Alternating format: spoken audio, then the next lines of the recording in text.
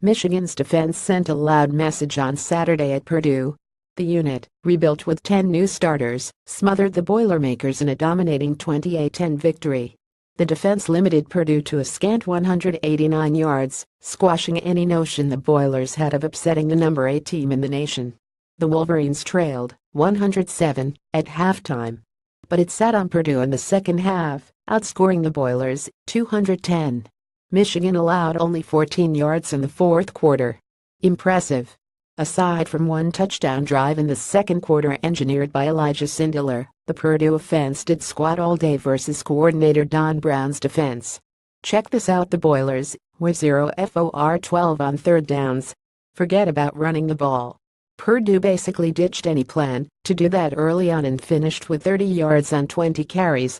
With no run game, the Boilers tried to sling their way to victory. But Michigan would have none of that. Michigan had a similar stranglehold on the Boilermaker passing game, as Purdue's signal callers combined to hit 13 of 30 passes for 159 yards.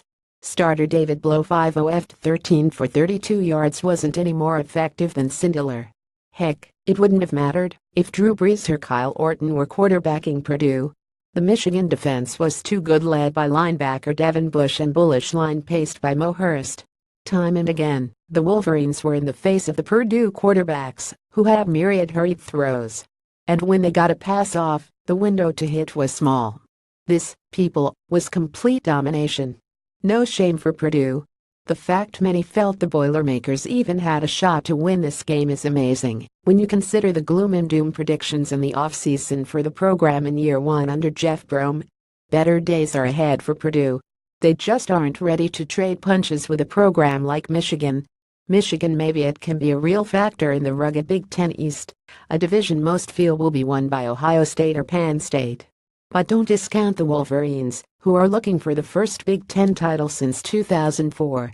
Anytime a team plays defense like this, it's gonna be in games. The Wolverines' hopes to crash the party in the Big Ten East figured to come down to their offense. But it showed some life today, especially after John O'Korn came on for an injured Wilton Speight in the first quarter. The Houston transfer hit 18 of 26 passes for 270 yards with a touchdown and interception. O'Korn found Woody up in Wolverines all day. Tight end Sean McKeon had 5 grabs for 82 yards. Tight end Zach Gentry had 3 for 48 and a TD. Wideout Grant Perry had 3 for 39. And on it went all day under the hot mid-North Indiana sun as 10 different players caught passes. Toss in a ground game that showed life behind Chris Evans' 97 yards rushing on 14 carries with 2 TDs, and the Michigan attack showed potential. It also was good to see the Wolverines' Reds in offense show life.